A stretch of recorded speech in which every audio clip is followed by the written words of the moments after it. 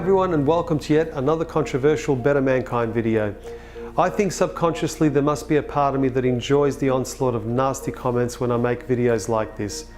But the fact remains that there's way more evidence that supports the theory that we never went to the moon than there is to support that we ever did. Now, there are many reasons that prove we never went to the moon. To mention a few, you have the wavy flag in a zero atmosphere environment, the lack of any blast crater underneath the lunar module, or how about the absence of stars in space? The problem with any of these arguments is that NASA seems to have an explanation for every single one of them. Therefore, people like me and other moon landing deniers are referred to as a bunch of crazy tinfoil hat-wearing conspiracy kooks that need to up their medication. So in this video, I'm only going to address a single discrepancy that NASA themselves have admitted to on more than one occasion, and will prove without a doubt that we have never even left low Earth orbit, let alone landed a man on the moon. But first, let's go back to school and get a refresher course on the different atmospheres surrounding the Earth. Now, the following information is critical to proving my point, so please bear with me. First, we have the troposphere. This is where all of our weather occurs, and it is the lowest layer of the Earth's atmosphere. It starts at the Earth's surface and extends up to a height of 4 to 10 miles. Next, we have the stratosphere, which extends to about 35 miles above the Earth's surface. This is where our ozone layer resides and protects us from those dangerous UV rays. It is also the layer where aircraft travels, as it is free from weather disturbances. Now we go up to the mesosphere, where most meteors burn up on entry. The mesosphere stretches up to 50 miles above the Earth's surface. Next, we have the thermosphere, and this layer extends up to 400 miles from the Earth's surface, and the air here is very thin. Also, temperatures here start to get really hot, ranging anywhere from 200 to 500 degrees Celsius and 500 to 2000 degrees Celsius in the upper region. And last but not least is the exosphere. The temperature in the exosphere can vary from 0 to 1700 degrees Celsius. The exosphere is the outermost layer of the Earth's atmosphere and is around 6,200 miles from the Earth's surface. Now, according to NASA, low Earth orbit is around 1,200 miles from the Earth's surface. So before I tell you the reasons why it is impossible for us to go beyond the exosphere, or for that matter, even past the thermosphere, have a listen to what some NASA experts have to say about this topic. As we get further away from Earth, we'll pass through the Van Allen belts, an area of dangerous radiation. Radiation like this could harm the guidance systems, onboard computers, or other electronics on Orion. But Orion has protection.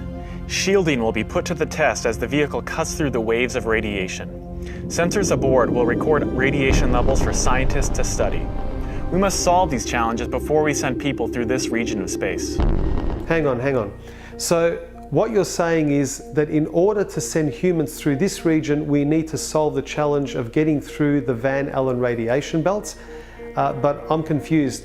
Didn't you already solve this challenge back in 1969 when you sent astronauts to the moon, and subsequently 5 other times after that?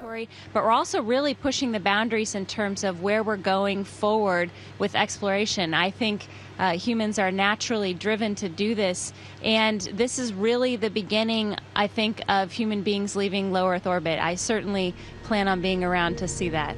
So she's a NASA astronaut, but I guess no one bothered to tell her about the first time that we left low Earth orbit. I guess she might be a little too young to remember. Here we have another astronaut that wasn't told about the moon landing 48 years ago. The plan that NASA has is to build a rocket called SLS, which is a heavy lift rocket. It's something that is much bigger than what we have today, and it will be able to launch the Orion capsule with humans on board, as well as landers or other components to destinations beyond Earth orbit. Right now, we only can fly in Earth orbit. That's the farthest that we can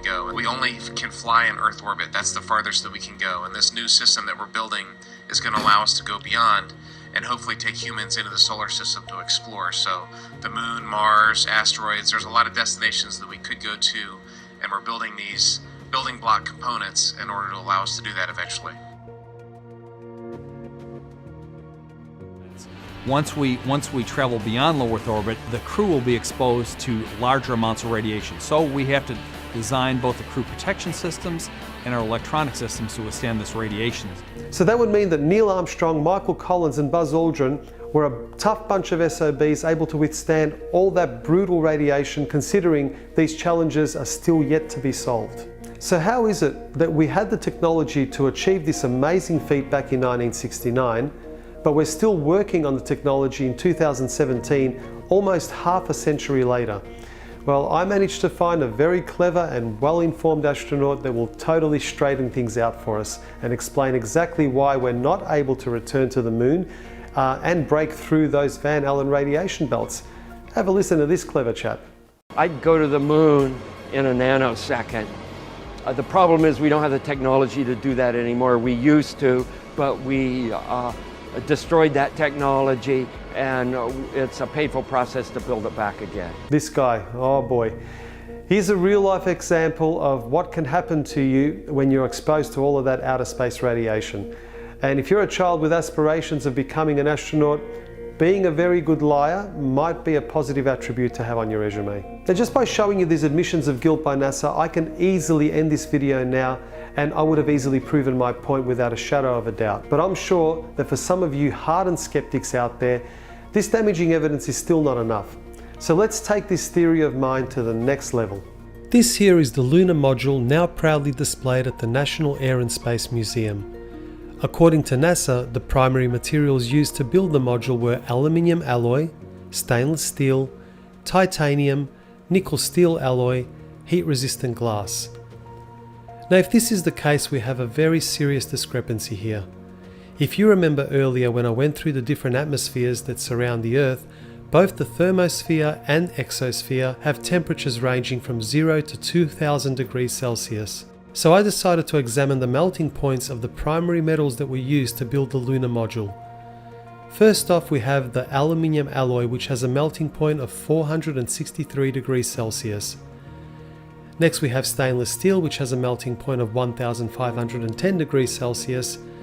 Then we also have nickel steel alloy, which melts at 1453 degrees Celsius, and of course the heat resistant glass for the windows, which has a melting point of 760 degrees Celsius.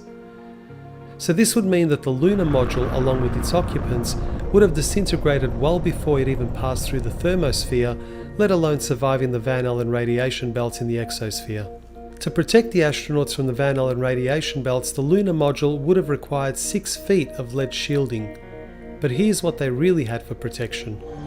Obviously, the only shielding they had was the literally paper-thin outer hull of aluminum, and their suits consisting of glass fiber, some aluminum fibers, and silicon rubber. It's very interesting concerning radiation that the astronauts were protected by a thin film of aluminum, when here on Earth they put a lead shield on us when they take a dental x-ray.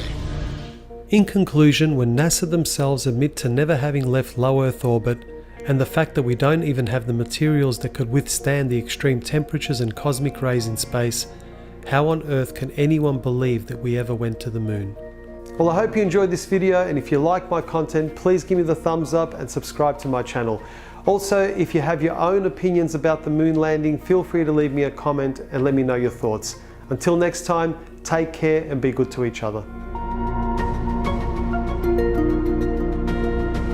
I believe that this nation should commit itself to achieving the goal, before this decade is out, of landing a man on the moon and returning him safely to the Earth.